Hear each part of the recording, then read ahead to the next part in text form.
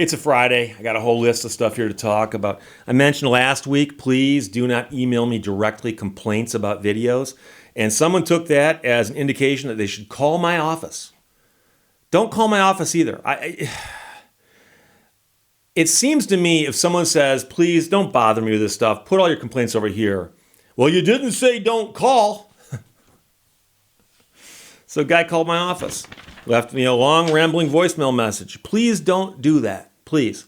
But he said, Steve, you did the story about how when you're in the Army, if you get investigated, but not even charged with a crime, it still shows up on your permanent record because the Army, for some odd reason, reports investigations as arrests to the FBI. And so there's people who got out of the military, never knew they'd been investigated, and the FBI goes, yeah, you have an arrest record. That can screw you up later in life.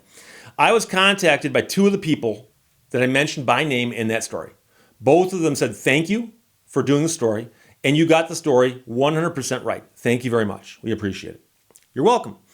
And so this guy calls my office, leaves a rambling message, and says, Steve, you admitted in your video that you had the facts wrong, and you need to take it down and post an apology to the Department of Defense because you said they blah, blah, blah, blah, blah. Number one, I didn't mention the Department of Defense. I mentioned the Army. The title of the video was about the Army. Army creates arrest records. And I never even thought about the other branches. And so, no, it was about the Army.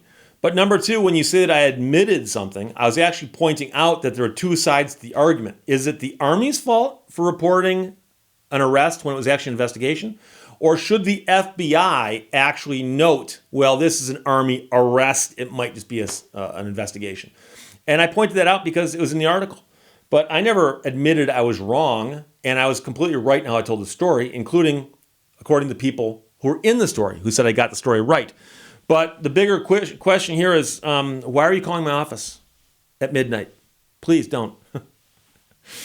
People who are upset by my videos to the point where they actually look up my office phone number and then call at midnight so they know that I won't be there to answer it, don't watch the videos.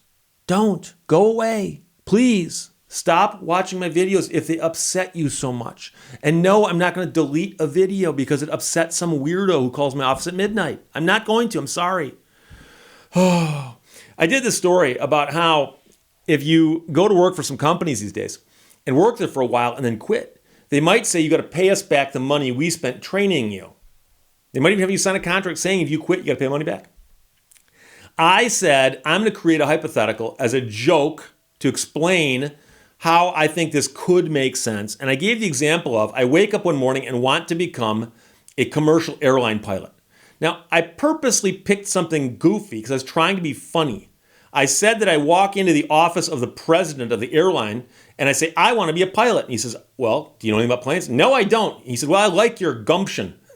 Now, when I start giving you a story that involves the president of the company speaking to some guy walking off the street and saying, I like your gumption, you should know I'm trying to be funny. And I said that if you went through all the training and became a pilot and quit in your first day because they made you fly with a co-pilot, that would make sense to me. I had two different people go, Steve, it's not really how they hire pilots. Did you know that they actually require you to have flight time also, not just licenses? Oh?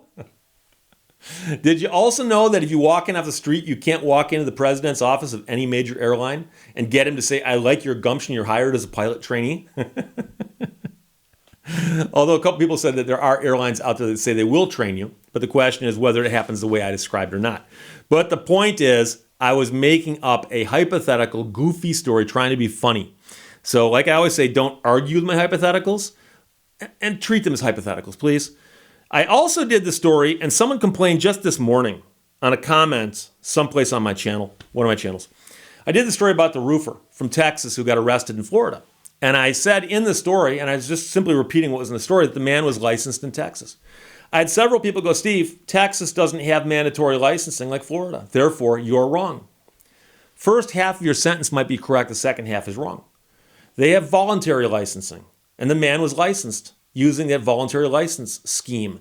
And before you post something where you just go, dude, you're wrong, it would take you less energy to Google it. Simply Google in Texas roofer requirements. And you find out that there is, in fact, a company, an organization called the Roofing Contractors Association of Texas. The Roofing Contractors Association of Texas. It is a voluntary licensing organization, which you can join, and they issue you a license. And if you had that license, you are then licensed. And I said the man was licensed, and he was. So when you go, Steve, you're wrong. No, you're wrong. It's fun to say. I did this story about how there's a couple cities in America where if you get arrested and convicted of a crime, they can eject your entire family from the city. And I said that reminds me of those bad Hollywood westerns where a guy's in front of the court, he's been convicted, and the judge goes, your sentence? Get out of town. Don't ever come back. If we see your likes in this town again, I'm going to throw you in the hoosegow. Get out of town. I had a guy actually contact me and go, Steve, your example is wrong. It's actually more like if you're in a Catholic school class and you shoot a spitball at the teacher and she turns around and goes, who did that? And no one will answer, so you all get punished. He goes, my example is right, your example is wrong. I actually wrote him back and said, are you joking? He goes, no. He goes, your example is wrong. He goes, Hollywood westerns. He goes, I don't even know what you're talking about. He goes, but I'm talking about the collective punishment. The teacher punishes the whole class. I go, well, did the teacher make the whole class leave town? Did she eject them all from the school? Did she eject them all from the classroom? I was talking about the part where they go get out of town. Because I've never heard of that being part of a sentence in real life. I've only seen it in a Hollywood Western.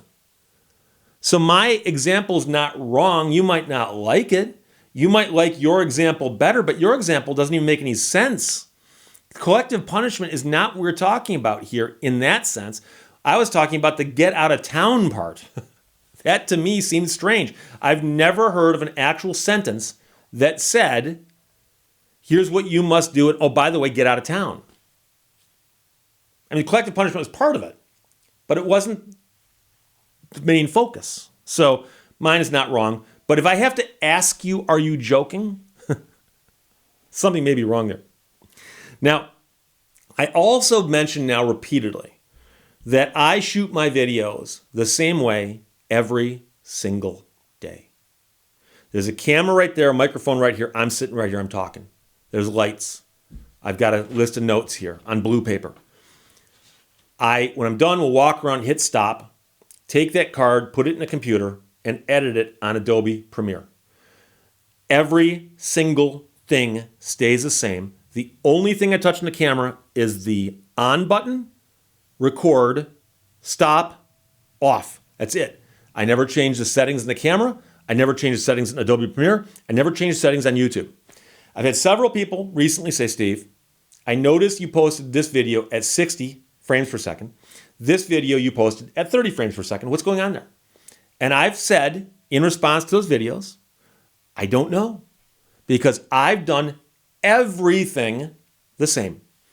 So I've had people email me, contact me and say, Steve, maybe you're doing something different with your camera. Have you thought about that? No, I'm not doing anything. No, I've said specifically the camera does not get touched except to turn it on, off, and record. That's it. I said that to somebody who then wrote back to me, which I should have treated like a complaint, but I didn't. He wrote back to me and he goes, but are you uploading it differently? No, I'm doing exactly the same thing I'm always doing. He then responded and said, well, all I can think of then is Adobe is doing something. Adobe is doing something different. And then he goes, I don't use Adobe, but maybe Adobe is changing the frame rate of the videos as you process them. But I don't use Adobe. Well, I do use Adobe.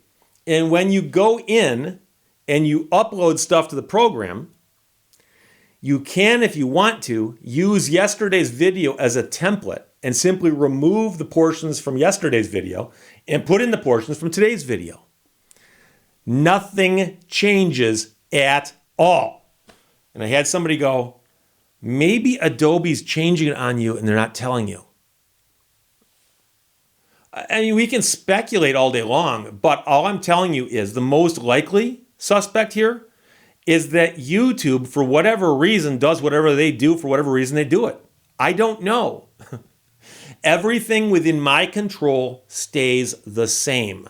Once I push it through the internet and let go of it, I can't control how it gets uploaded. I can't control how it gets handled.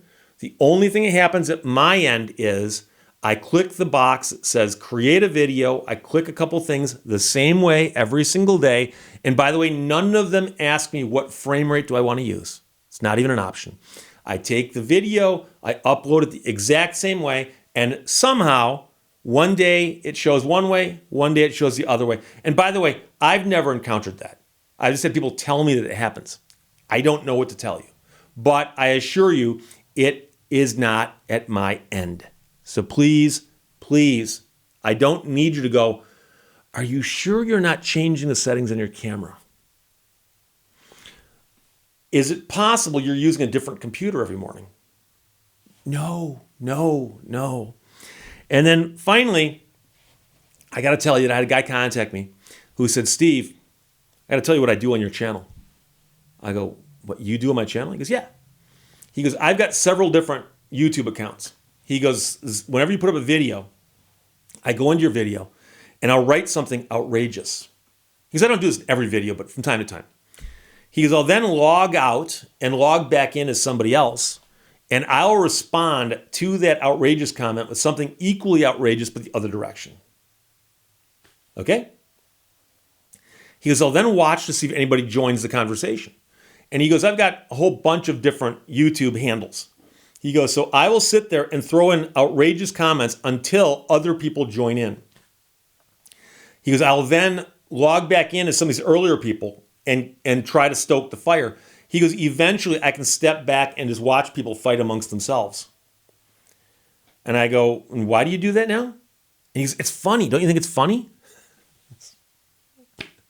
Dude, starting arguments on the internet and thinking you're actually accomplishing something.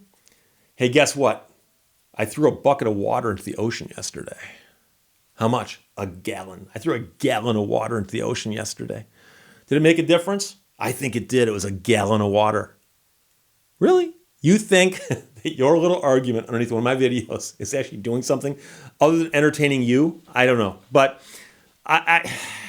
people have got too much spare time. Me apparently too, because I'm making this video.